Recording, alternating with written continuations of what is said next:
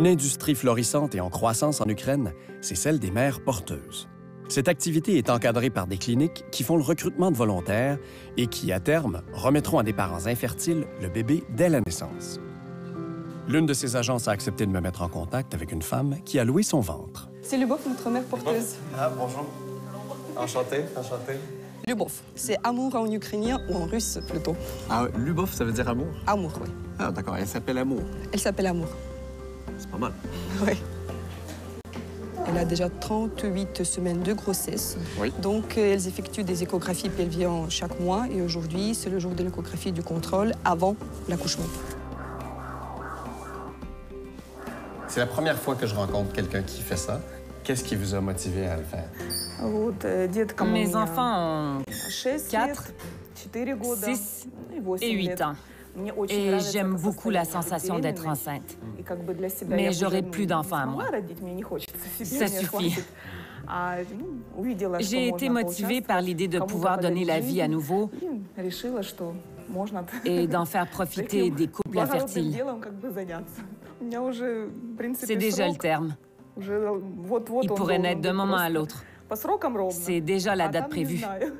Ça dépend de lui. Ça, c'est la tête. Le nez, la bouche. Comme j'ai 3 enfants, je travaille pas en ce moment. Je m'occupe de mes 3 petits. C'est mon mari qui est le gagne-pain de la famille. C'est la vie habituelle d'une maman ordinaire. Qu'est-ce qu'il fait ton mari? Il est ébéniste. Il travaille à l'usine où il fait des meubles et tout ce qu'on lui commande de faire. Est-ce que vous vivez bien?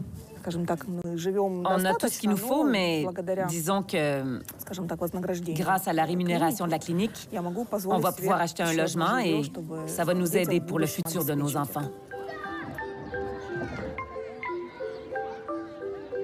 Tu en vois beaucoup des mères porteuses. C'est quoi les critères? Elle doit être en bonne santé, doit passer plusieurs analyses pour être acceptée comme la mère porteuse. Bien sûr, il y a la limite d'âge qui fait 39 ans pour la mère porteuse. Et bien sûr, elle doit avoir ses propres enfants. D'accord. On n'accepte pas les femmes qui sont de l'Est parce que c'est un risque. On est en état de guerre avec la Russie. Il y a un conflit qui se passe à l'est de notre pays. Il y a la guerre, il y a une armée, donc on doit être sûr que l'enfant il se sent bien et que la mère porteuse ne stresse pas. D'accord. Qui sont vos clients? Ce sont des couples infertiles du monde entier. Est-ce que tu as rencontré les futurs parents? Oui, j'ai fait leur connaissance. Ce seront de très bons parents. Je suis contente que cet enfant parte dans cette famille-là parce que je pense qu'il va être très heureux. Les parents m'ont beaucoup plu. La mère, quand elle m'a vue pour la première fois, elle a même pleuré un peu. Elle était contente, elle a pris des photos de moi. Elle m'a dit qu'elle ne cacherait pas la vérité et qu'elle dirait tout à son enfant, comment il est né. L'enfant va grandir et elle va lui parler de moi, que c'est moi qui lui ai donné naissance. Je lui raconte que ses parents l'attendent. Je ne sais pas s'il comprend.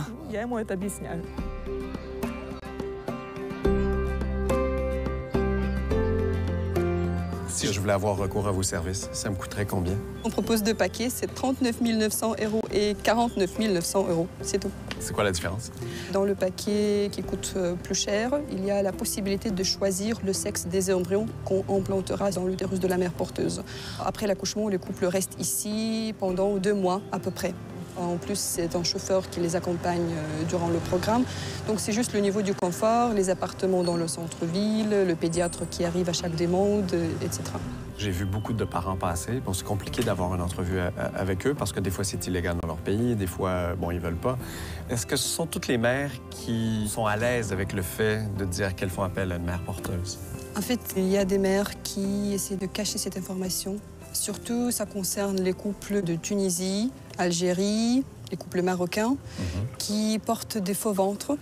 Des faux ventres? Des faux ventres pour cacher cette information de ceux qui les entourent.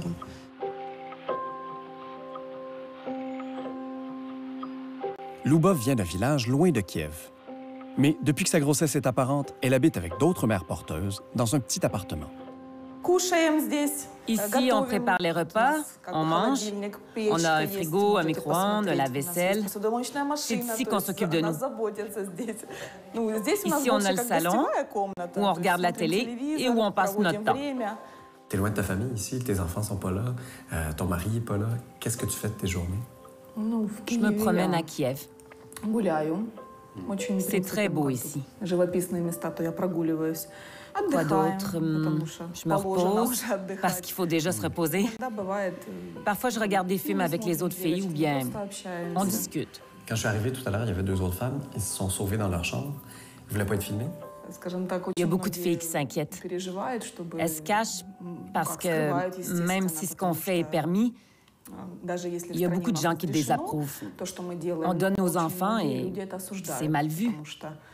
C'est pour ça que je le dis pas à tout le monde. Il y a seulement quelques personnes de ma famille qui le savent. Quand on a parlé autour de toi, ça a été quoi la réaction des gens? J'ai des sœurs et elles m'ont soutenue. Elles m'ont dit que j'avais bien fait, que c'était une bonne chose. Mon mari, bien sûr, il n'était pas contre et quelques amis aussi croient que c'était bien. Mais c'est tout. Je ne l'ai pas dit à ma mère, ni au reste de ma parenté. Mes enfants non plus ne savent pas. Pour eux, je suis juste partie au travail et c'est tout.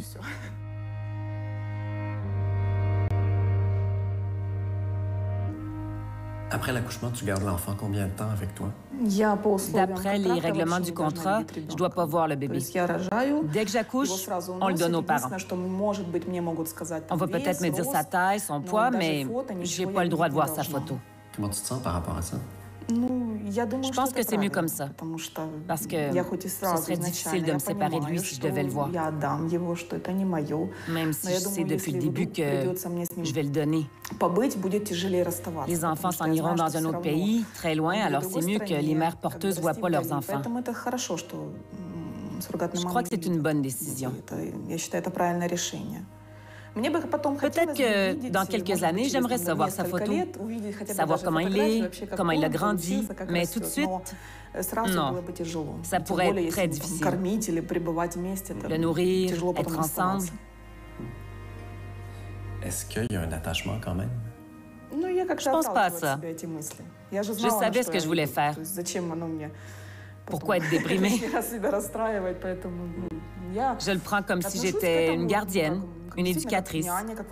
J'ai pris un enfant pour quelque temps, je l'ai gardé et je vais le redonner à ses parents.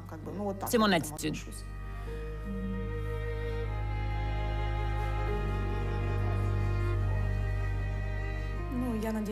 J'espère que tout va bien aller parce que je pense à mes enfants et à mon retour à la maison.